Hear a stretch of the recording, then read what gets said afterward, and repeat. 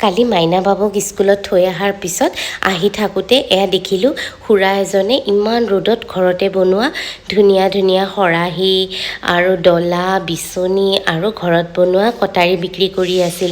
আমি অকণমান ৰ'দত ওলাব পালে আমি গোটেই একেবাৰে গাটো পুৰিয়ে যায়। কিন্তু এই মানুহবোৰে চাওকচোন কিমান কষ্ট কৰি মানুহৰ ঘৰে ঘৰে গৈ এইবোৰ বিক্ৰী কৰি আছে। সেয়েহে মই দুটা খৰাহী আৰু এখন কটাৰীও ল'লোঁ। এই খৰাহীবিলাক মন্দিৰত নৈপাত দিলে বা ঘৰত কিবা কাজকৰ্ম পাতিলে বিৰাটেই প্ৰয়োজন হয় জানেনে। আৰু ইফালে আজি গাটো ভাল নাই কাৰণে মাহীক ক'লোঁ চব্জিখিনি ওলাই দিয়া মই কাটি দিওঁ। আজি আমি ছজনা খাম আৰু মই যে ছজনা কাটি খুব ভাল পাওঁ জানেনে, আৰু খায়ো খুব ভাল পাওঁ। এনেকৈ ধুনীয়াকৈ যোগাৰ পাতিখিনি কৰি দিলোঁ মাহীক। এতিয়া মাহীয়ে ভাতখিনি বনাই ল'ব। আৰু এয়া দেখিছেনে মোৰ গাৰ্ডেনৰ গোলাপ ফুলবিলাক কি যে হৈছে, অকণমান ফুলি ফুলি মৰহি যায়। আপোনালোকে কোনোবাই জানে যদি ক'বচোন কি দৰৱ দিব লাগে। আজিলৈ ইয়াতে ৰাখিছোঁ দেই।